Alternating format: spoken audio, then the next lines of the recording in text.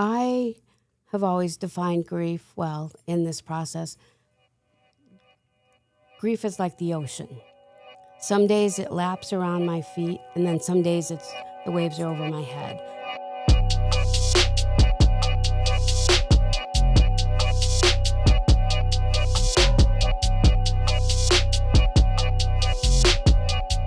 Welcome to the Level Up Life, Muscle and Mindset Mastery, where we talk about turning struggle into strength and pain into purpose.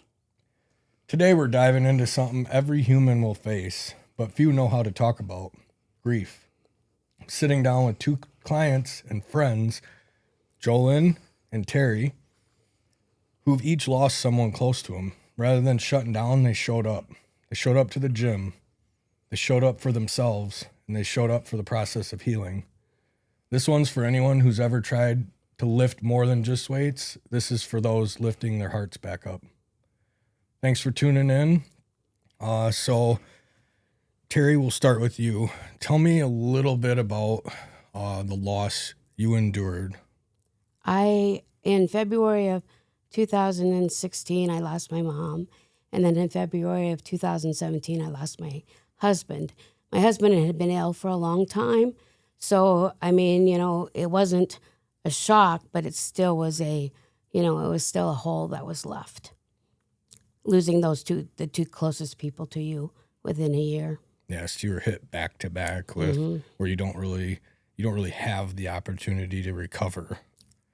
And right. I can really relate, because part of the beginning of experiencing losing a loved one was my grandfather passed away in 2001, and he was like a father to me.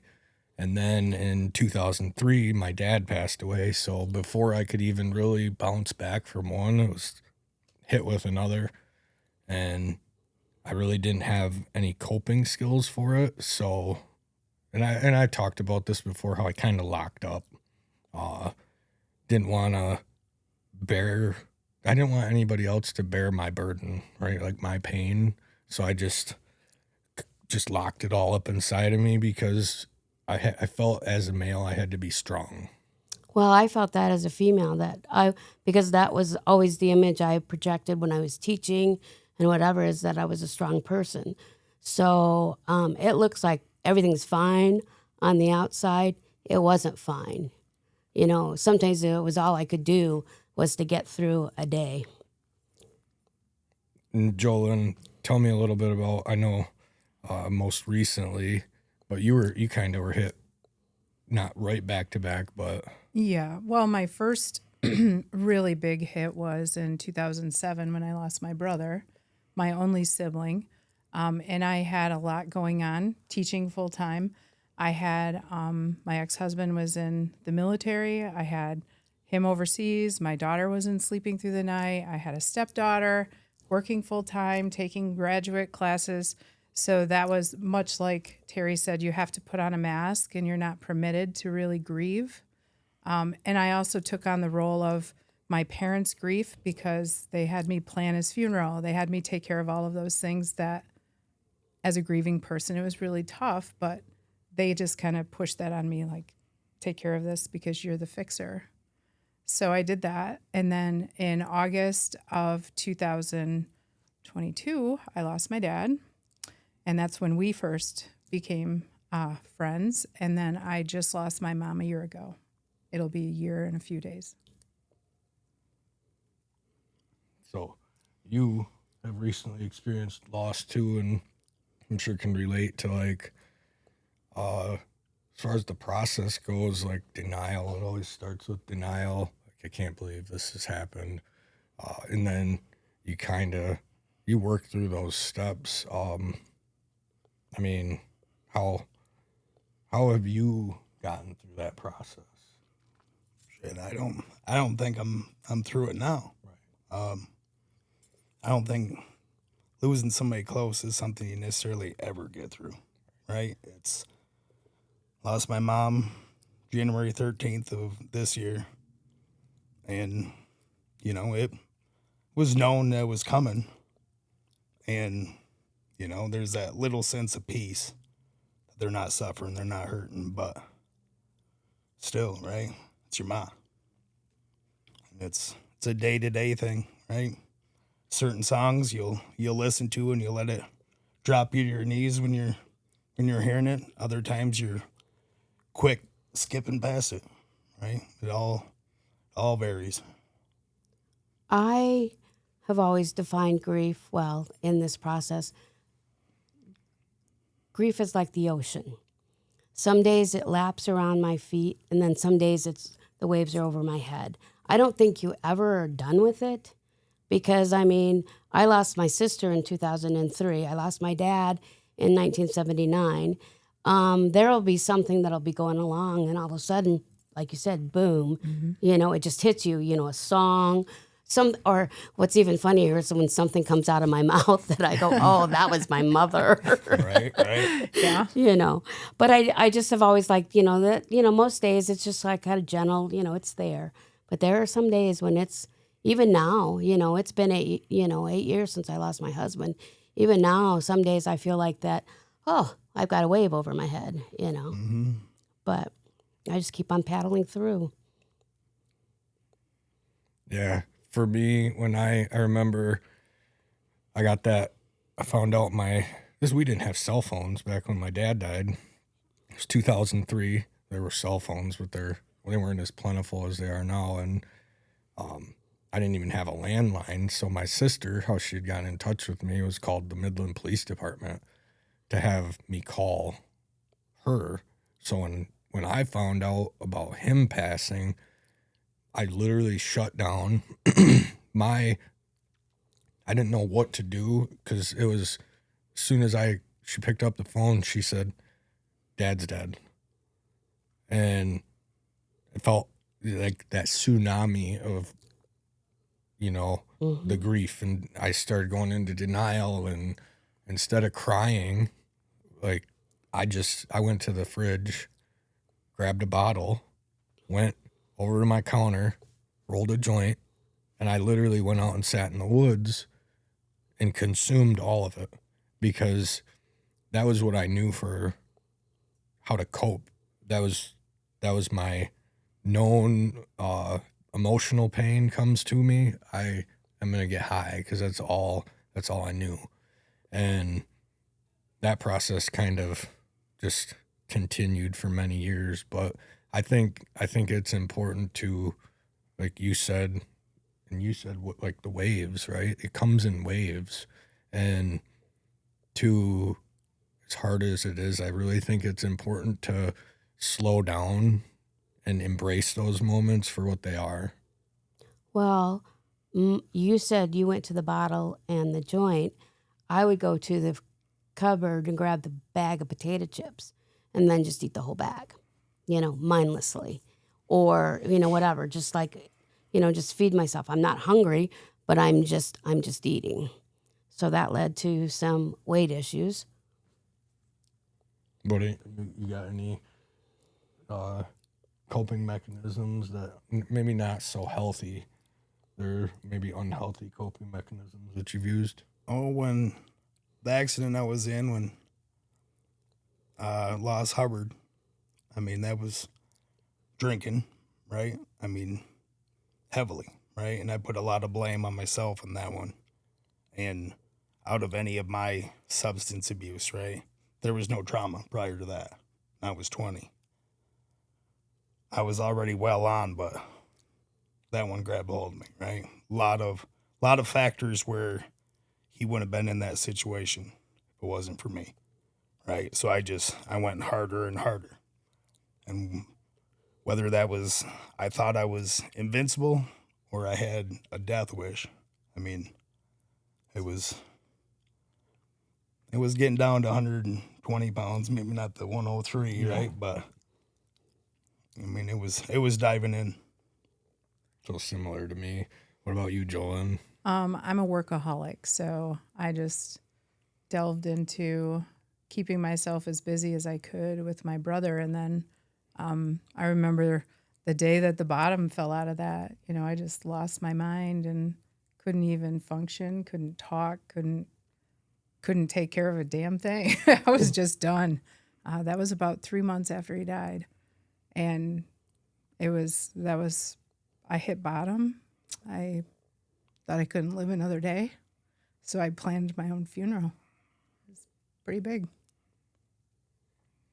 And I think all we have in common, similar, is avoidance, right? Oh, totally. In avoiding, I don't want to feel that. Like, I don't know a single person that wants to feel that emotion, right? I don't know that we know how to do it, right? Really, you can't ever prepare for it because every connection you have with someone is so unique. Like your connection with your mom is so different than your brother's connection with your mom. So those unique connections, there's really no formula for getting through it or even knowing how to start. Right. And that's a thing that people don't understand about grief. You know, when you're going through that, you know, they're like, well, I don't know what to say, or I don't know what, what you need, or if you look fine, then they treat you as looking fine Yep. instead of, saying to me, are you okay? If somebody would have said that and really meant it, then I probably would have said, no, I'm not. But I didn't. It's like I was teaching in the high school. I had kids that I had to, every day, and I had to show up for them. And so it was easier to do it that way. But then there's still all those emotions. And, and I'm, my situation is a little bit different because I was also in a grief process from the loss of my life, of the lifestyle I expected when I got married. Because when my husband ended up with all the medical issues he did, he went from a vibrant athlete to somebody that could hardly move, and with his leg amputation and whatever. And so, everything that we had done, was gone. So I was grieving that before any of the deaths. And people don't understand that you do grieve that. Well, But I didn't understand. I'm sorry. No, go ahead. But I didn't understand that that's what I was doing. And we grieve many griefs all throughout our lives. Like, so you said you grieve that life that you thought you would have. We all have things happen to us. So Dave had this terrible accident. He went through a grieving process for probably a lot of different things, not just your friend, but also lifestyle, goals, aspirations that you have. So our grief has all these different voices that we hear throughout our whole lifestyle. And like our whole lifetime is just a whole bunch of it, but it's many things, right? And Right. then the catastrophic loss of a connection is a big grief. Well, for me, just turning 40 recently, kind of getting to, I've always been a competitive athlete, right? When I'm sober, when I'm not using, I've always been an athlete. So getting to this point in my life where I have to accept the fact that there's a reason why professional athletes, they retire in their 30s. And you have the occasional, like, Justin Verlander, who's still out there pitching in his 40s, or Tom Brady, who was a quarterback. You have those people, but I'm not Tom Brady. I'm not Justin Verlander. And I'm to this point where my athletic capabilities are on the decline. So with that being said, I go through this process like, I'm not going to be able to hang with Cade. Right. Right. I can't. I'm getting to a point where I'm still competitive, but less so. Mm-hmm. I can still hit the ball, but I can't run those grounders out that used to be singles. So, not even the same as losing a loved one, but I think what's another example of grief? Like some, relationships. There's Loss of a job. Yeah. Loss of a retiring. Retiring, new career.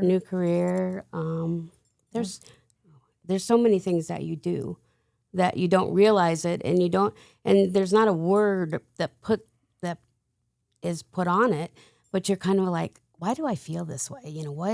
What's going on with me? Mm-hmm.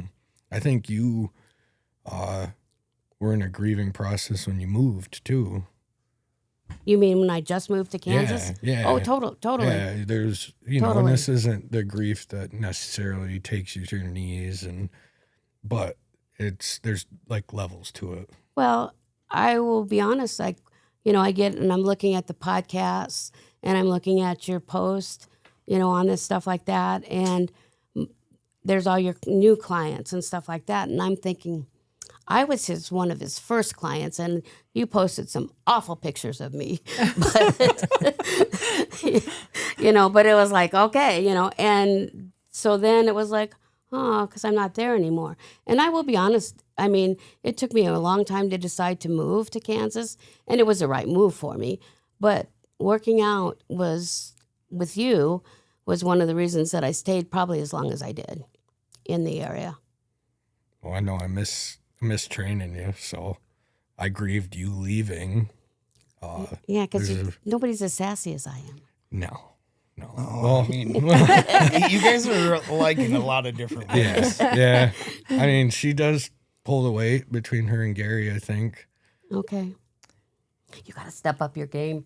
Well, that brings me to a point like Adam, I showed up for Adam and he showed up for me after my dad died. Mm-hmm. So then I spent 2 years going through a lot of stuff with my mom, but I hardly ever missed. And if I had to miss, it was like a big deal. Mm-hmm. So it was that thing that it was for me. It was for nothing else but me for that 30 minutes. So it was really important that I kept going. And so now I keep telling myself, like, you got to up your ante here. You got to up your ante, but I'm not there yet. I think I'm there and then I just can't quite get it all together. But yeah. Well, when I walked into the gym to hire a trainer, I wasn't going to hire him that night. I just was interviewing. And then, and in my mind, I'm thinking, okay, I'll just do 10 sessions and I'll do it on my own or whatever. Well, he said he said one thing that made me pull out my checkbook and write a check and sign up for those 10 sessions. And that was, every day I want you to write or think of 3 things that you are grateful for. The gratitude. And I had done that when we first started going through all the surgeries that John was enduring over his knee. I had read in a book or something like that said every night write 5 things that you're grateful for, and I did that, and it kind of really helped me through that period.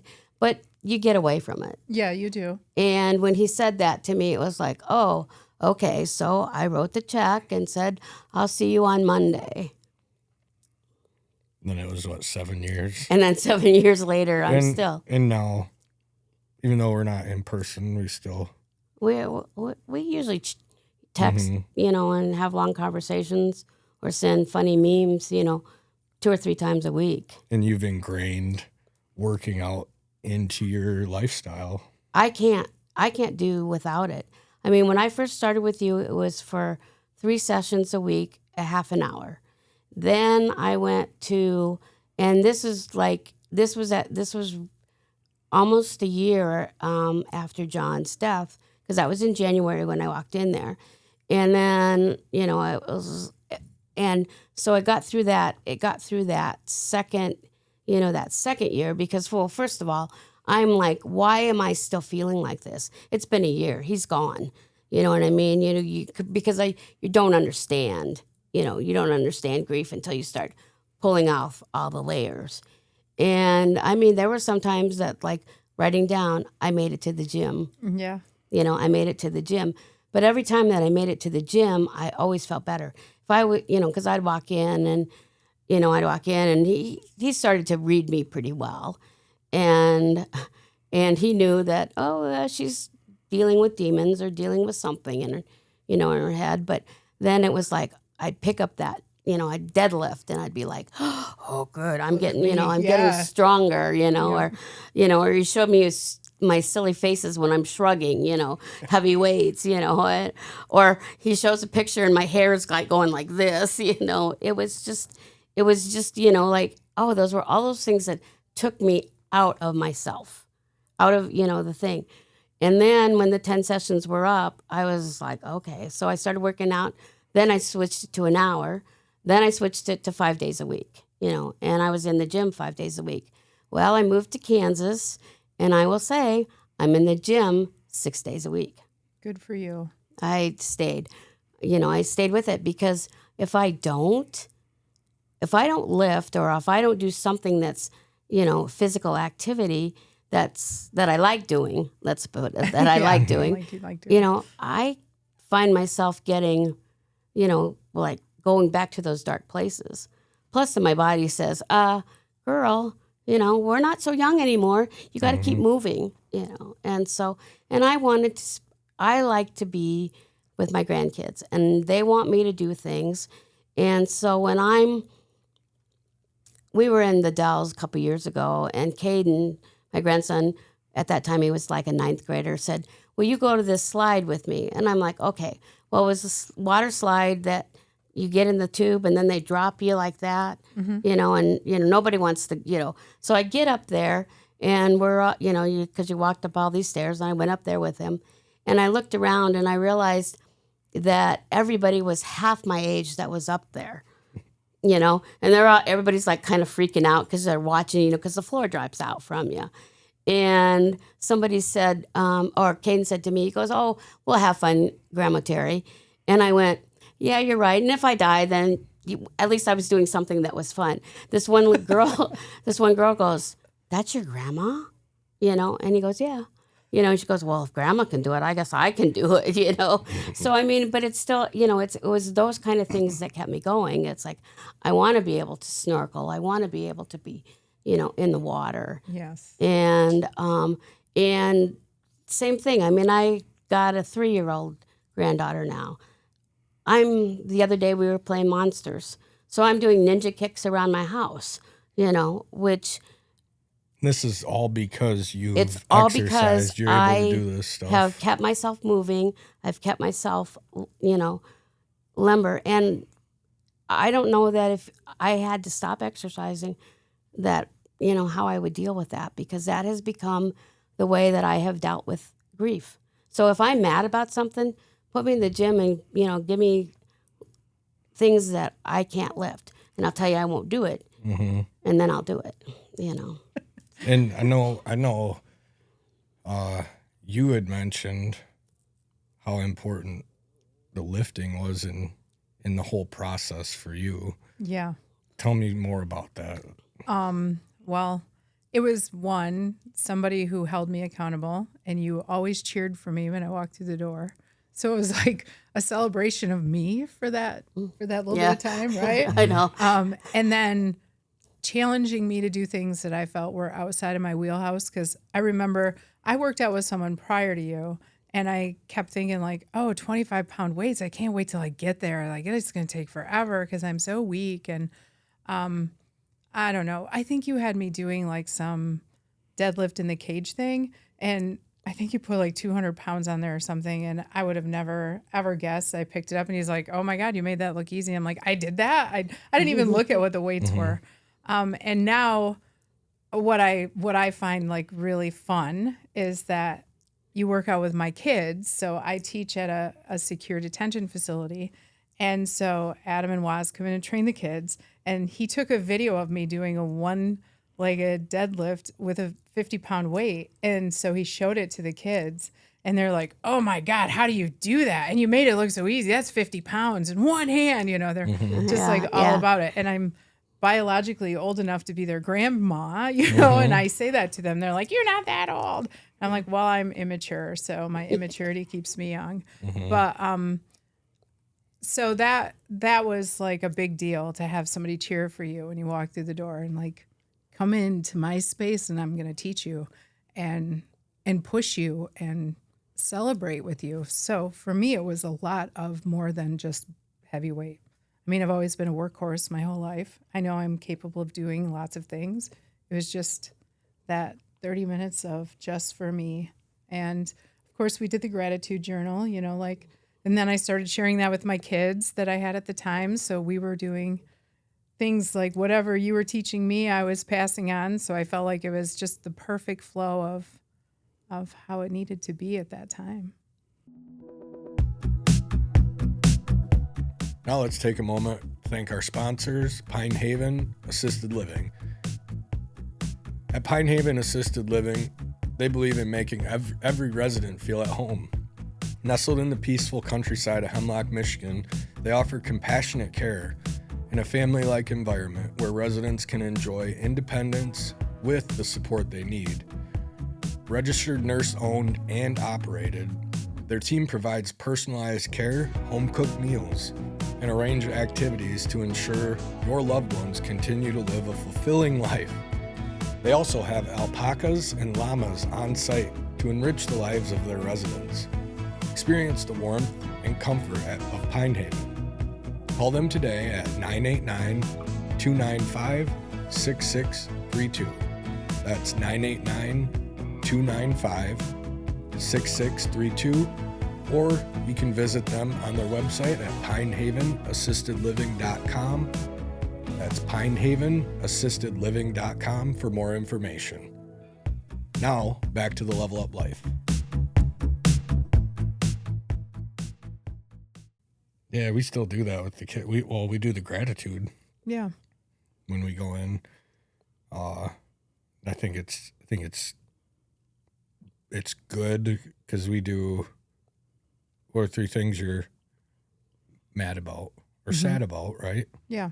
So what was one thing in my substance abuse that was a problem? I was avoiding talking about those things. So it's just an opportunity for them to unpack it. Yep. Just to let name it it. out. And for them to name it. It's a big thing for them to be able to name it. When we speak it, we're able to process it. And then layer on top of that, we go back through the room. What are you grateful for? So shifting their focus back to the positive. Yeah. Are they ever grateful for the food? Well, not the necessarily 3 hots, but I mean, when they get special things, for sure. I mean, we've heard peanut butter pie more than once. Yeah, peanut butter pie is a big thing, and I've to date, that student has not made me peanut butter pie. I joke about it all the time. I'm like, I saw your pie in the refrigerator. I'm going to eat the whole thing. Good luck. Because we both love the peanut butter. Yeah. Yeah, so the gym for me too is like a huge it's huge for me, mad, sad, or glad. Gives me the ability to kind of level out. And I remember a few years ago, I think it's been 4 years, 2021. So it was Easter Sunday, April 4th, 2021. Good friend Eddie passed away.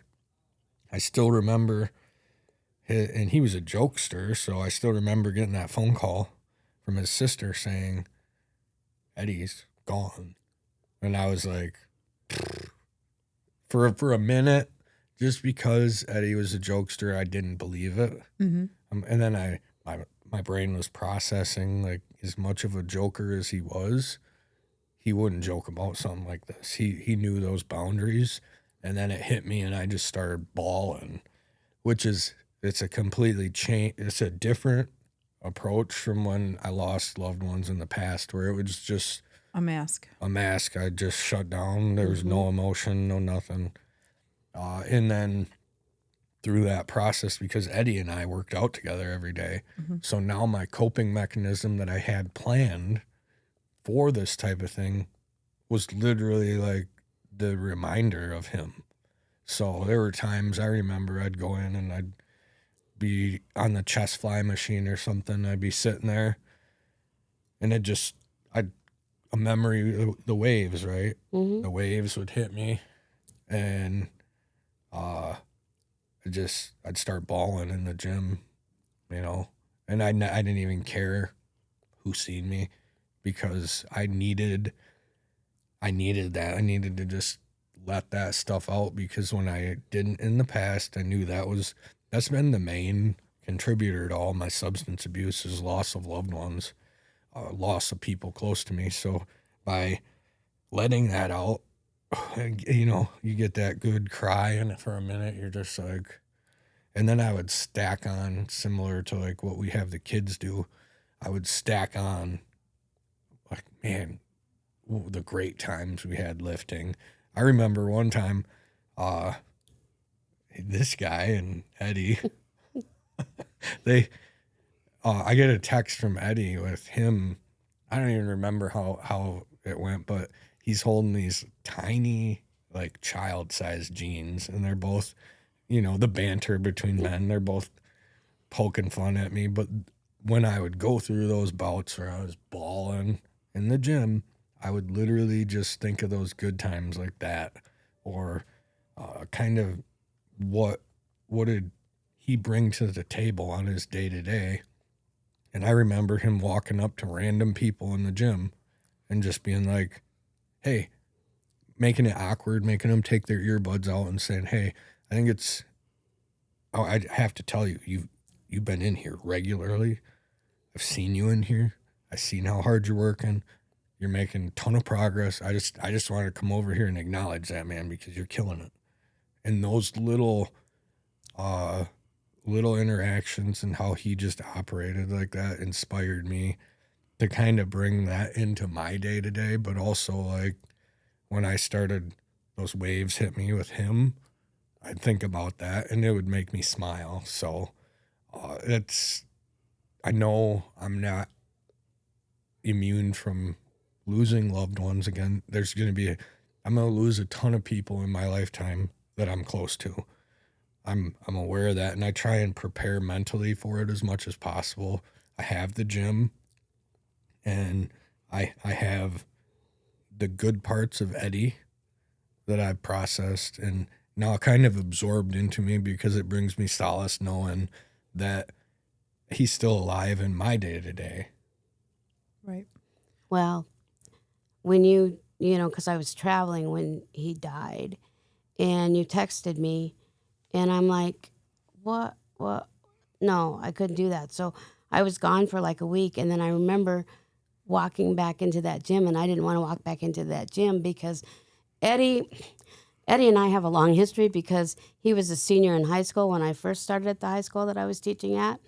And I didn't really know the older kids, but because I was coaching football for the younger kids and Eddie was playing, on the varsity team, there was some interaction. So when I walked into the gym at first and saw him and another former student, I was like, oh, whatever. But you can relate to that feeling. Yeah. It's like, oh no, because I have, I just have this thing about looking, like looking dumb or whatever. And I was very, it was very heavy and working out. I was starting to lose things like that. And then eventually it got to be the time that I was Eddie was in the gym when I was always working out, when I switched to mornings because I had retired. And so we started, on Fridays we had what we called the potpourri day. Mm-hmm. And Eddie's like, you can keep up with us? And I'm like, yes, I can, and stuff like that. But I remember walking into I did not want to go into the gym because, it was like there was something that was going to be missing. And, it's still kind of, I'm still was, processing grief, how do you do that? And when I walked in there, I was like, oh, okay, and Eddie's with me every day because I have him tattooed on my arm. And it's like, and that's what I think, Eddie's strong. And I think that's a lot of how I approach life now is like, what do you want to do? What is it that's bothering you? And instead of stuffing it down with a bag of potato chips or, whatever, then it's like I'm trying to figure it out. And most of the time I found out that when I figure it out is when I'm physically doing something that I'm not thinking about that thing that's bothering me. I'm like trying to lift weights. And then all of a sudden it's like, oh yeah, that's what I need to be doing. So I don't know if that made sense, but.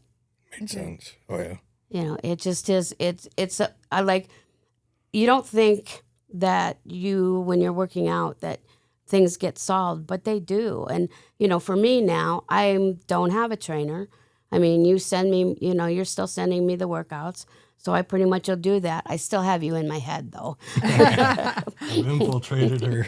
I'd be like, oh, no cat back. Yep. I'm like, okay, It's like, and, but, there's just a lot of stuff that just comes together when I'm when I'm, physically active. Yeah. Working out's life. It's just like, it isn't life, but it is to a certain extent because it enriches all of my life. Everything I do. How many miles do you hike when you go out? A lot. Your vacations, do you think that it's influenced by working out at all? Oh, absolutely. Well, I'll tell you a funny story. Yesterday, we were in the store, and this lady's putting our items in a bag, and she's like trying to find a spot for them. I'm like, I'll just take that. I'll just take that. I'll just take that. So then here's me with like 5 bags of stuff in one hand that's probably 40 pounds or so. And then I get the other one, and this guy behind us is like, what is going on? And I'm just like carrying all the bags. Like, it's no big deal. It's just, I don't know. You can just do so much more than if you don't. And I enjoy like pushing to see what I can do. Well, another funny thing about that too is like when I travel with my grandkids or, whatever, and, somebody will try to, lift the luggage or whatever. Well, first of all, I always know my luggage is overweight if I can't single arm row it.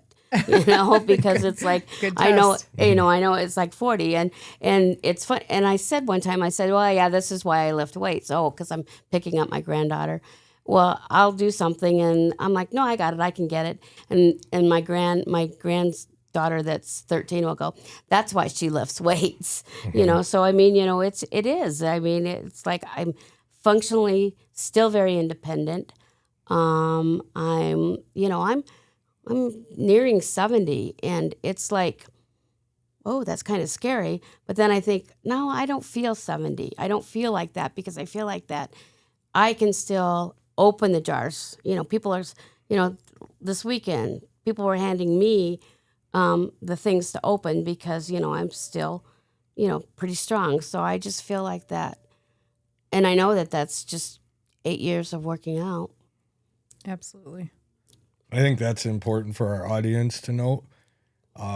It's never too late. It's never too Oh, late. no. It's never too late to start. I was 60 years old when I walked into that gym. Yeah. And never then too late to start. And it is, and I had been pretty, active all my life, skiing, grew up in Colorado, swimming and stuff like that. But when I had, that 20 years that I started having to take care of my husband, those active things that we did together were gone. And then, so I just sometimes just had enough energy, to teach all day, go home, fix dinner, go to bed, do grade papers or do whatever. So the person that got lost in all of that was me. And the gym and lifting and being active helped find me again. And I like lifting weights. I was up in Traverse City last week and you had sent me a workout. So I was up there doing it. And I'm walking over to machines that a lot of women don't do. You very rarely will walk in and see a woman doing something on the cable machine, using the cable machines. Most of the time they go to, the other machines. I'm not saying that that's bad, but after a while, I noticed that one of the trainers there was watching what I was doing, and I don't know if she's watching, and nobody knows me, from Adam up there because I just have, walked in and got in because of my membership in Kansas. But then she's watching me, watching what I'm doing, and I'm getting, I don't like having to set my own weights, put my own cables on. Clean your own machines. Clean my own machines, it's like, no. Count your own reps. No, I always counted my reps. Yeah, Adam's not no, a good you counter. can't. You can't count. You can't count. He can't talk and count at the same It's the time. rest period. She'll decide her own rest period. Yeah. I still decide that too. Me too. Yeah. Yeah. Mm-hmm. Yeah. Me. Yeah. Here. See, I knew they'd gang up on us, Waz. Well, and you said something that I wanted to touch on. Like when you were taking care of your dad or your husband, you knew that his health was poor and that you were approaching the end of that. And so you were grieving this entire time and didn't probably even recognize that. No, I didn't know what it was. So I think it's so different when you lose someone quickly. So my brother died less than 24 hours from being admitted into the hospital, to both of my parents having long-term illness and watching that over a period of time. So you grieve so differently for those that are taken from you so quickly without any kind of indication that's happening, or the grief that you have a long-term person that's, you know, you kind of come to terms with different portions of that relationship. Like, this might be our last Christmas, or this might be our last whatever. So you try to suck in as much as you can because you know. But those that are snatched from us, we don't know that that's our last, right? So for me, I took some of that stuff for granted with my brother. Like, this was our last Christmas, and I got mad at him because he was not feeling well, and we didn't know that he was as sick as he was. And so I'm like, what do you mean you're leaving? We haven't even eaten dinner yet, you know?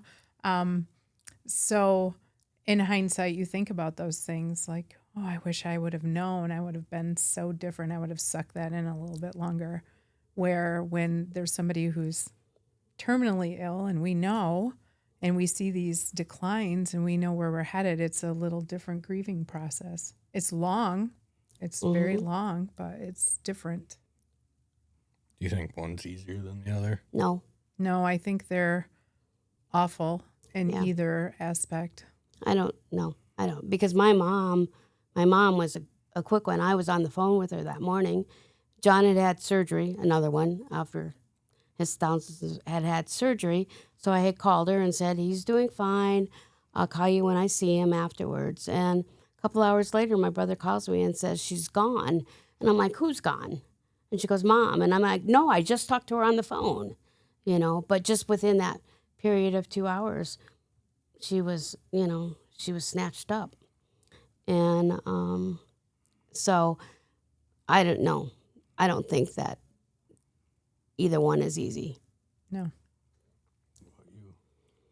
I think it's gonna be different for everybody, right? Like, grief is grief, and the highs and lows, the waves, right? It's, you know, my view of death, right? When somebody has God, is I get a bigger sense of peace, but still also just human. There's my own selfishness of needing that person. Right. Right. So it's, I don't know.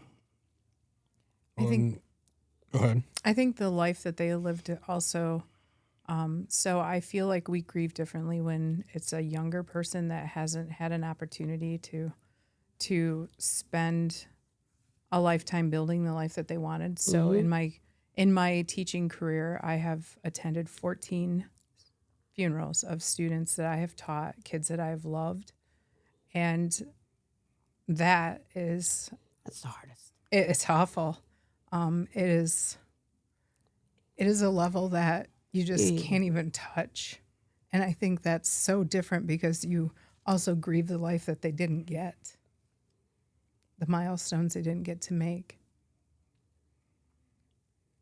Yeah, I think about my own death too, and I don't know if anybody else does this too, but I try and think about when I am, whether it's if I went today in a car accident or if it was 40 years from now and, you know, I was on my deathbed. I think about now, what legacy do I leave behind, right? So I'm kind of, I don't know if it's grieving myself, but I look ahead throughout my years and how do I want to leave people? What impact do I want to have on people? Because kind of flip the script from losing other people to when people are at my funeral, are they going to cry? Are they going to smile? Are they going to laugh? Is it going to be, it'll be all of that, right? The good and the bad. But I just want to be remembered for as much as possible helping others. Yeah.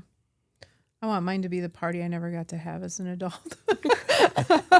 And I have this folder of stuff. You probably have a folder of stuff from when you were teaching. Oh, yeah. So I call it student love. Actually, it's grown from a folder to a box. And so I tell the kids, when I die, all of this is going to be on display like an art show. So everything you give to me, I have. And I've had kids come to me a few years after, they graduate or whatever. Do you still have that picture I drew? And I'm like, I sure do. And here it is. And they're like, what? Can't believe you still keep that. But I tell them it's going to be an art show. When I die, all of your stuff's going to be on display. So you better come and see it and enjoy the party. Well, when I was moving, I've moved, and again, I'm moving across country again. And I was like, so I was going through a lot of things, and I went through everything. So because I knew I was going to move in a year. So I started doing it, and it was very, okay, here's a box of stuff, intentional. And I don't know how many times that, I pull out, like you said, an art picture or something that, they had given me. I mean, I have a little, things like that. Well, I couldn't carry everything, so I did take pictures of it. Oh, good idea. I did take pictures of it so that because it was like I can't have all of this stuff, and I'm trying to downsize. But I always, you always kind of wonder, if you've impacted your student's life, because at that point they're probably not going to tell you, but when they come back, they'll say, "Oh, you said something." And I'm looking at that student, and it was like, whatever I said was when I was in that period of grief or whatever, but I said something that must have impacted them. So I thought, well, at least, something good came out of, whatever I said to them, because I couldn't remember. I say a lot of things, so I couldn't remember what, I couldn't remember, but it's just, you're talking about the legacy. I mean, I know where I'm going. I'm just not ready to go there yet. Right. I got people that, I want to see, but I'm just not ready to go there yet. So I keep going, keep showing up. What about you, Waz? Anything to add to that? No, I mean, I don't know. I'm not scared to die. Like Terry, I know where I'm going, and it's, there's wanderings. I mean, when I die, what happens the hereafter? No, I don't think of. I mean, wife and I done a great job raising our kids. We're all grown. They'll be fine. They have been resilient from day one. That won't change. I wonder what paradise is like. Mm-hmm. Yeah. And Mm-hmm. and I mean, I'm definitely not scared to die, right? I don't have a death wish necessarily anymore, Not like when we were younger. but I still not afraid of danger, right? When God's ready for me, I'm going. There's not gonna be backpedaling. I hope I'm doing something fun. Yeah. That's what I think too. I hope I'm doing something fun, Just got to be quick. Yeah. I don't, like dealing, you see the long term and then you see the quick one, and I know which I want to be as. I want to be that. Because first of all, the decline, when you watch an athlete decline like my husband did, and then, and it got to the point where he couldn't do anything for himself. I don't want to be that person. I don't either. I'm going to Thelma and Louise it off the side of a cliff in Yellowstone. Hey, do you want a partner? Honest to God, I do not want to ever. No, I don't either. It's such a hard thing to watch someone lose themselves Mm-hmm. and to hold on to life because they think that's what everyone else wants. Oh. And it is awful. I don't want that. I have one child, and I don't want her to ever feel like she has to be there to ride this decline with me. I'm just gonna pick it. Jack Kevorkian was onto something. Right. Honestly, Well, and I think we all exercise regularly, and I think we're all doing everything to extend our days, right? Because that's all Absolutely. we Oh, can totally. do is take care of these bodies that we have. And Well, and to make them good, productive time. So, spending time with your grandkids, doing the fun things. I want that too. I don't want to be the grandparent that has to tap out and just watch from the sideline. I want to be right on that slide too. And the only way to do that is to stay active and stay strong. Even if that's just, find your jam. If it's not lifting weights, it's got to be something else. There's so Something. many things. swimming. Boxing. Biking, I love boxing. boxing. I love boxing. So there's just so much that's out there for us to do in our communities. There's tons. Well, I don't like cardio as far as like running Me neither. or riding a bike or anything like that, especially like when you're, like biking. if I'm riding a bike outside, that's different, but like, just to exercise in the gym. So of course, the water is my jam. So I was, I did a lot of swimming, but we had to do, as I, read, because about everything, I needed to do some land-based cardio too, because lifting's fine and stuff. So I tried something new at 67, Yay. What is it? Zumba. Oh, I love Zumba. It's fun. And it was like, I walked in there, and of course the lady that instructs it, she was like, oh, you do all the water. And I said, yes. And I said, I'm out of my element here. And so we laugh about the fact that I'm awkward and whatever, but I figure at the time that I picked it up, I was 67, that I'm doing something for myself, body and my mind, because I have, I'm keeping that active too, because that's just as important. The mental aspect is just as important 100%. as the physical aspect. Well, I thank you, Jolynn. Thank you, Terri, for coming on. It's been a pleasure. Waz, thanks for co-hosting as usual. Thank you for all of you viewers out there for tuning in, watching, listening, wherever you're at. Thank you. Bottom of my heart, I really appreciate you spending your precious time listening to the show. Don't forget to like, subscribe, and please share with your friends, family, and loved ones. Until next time,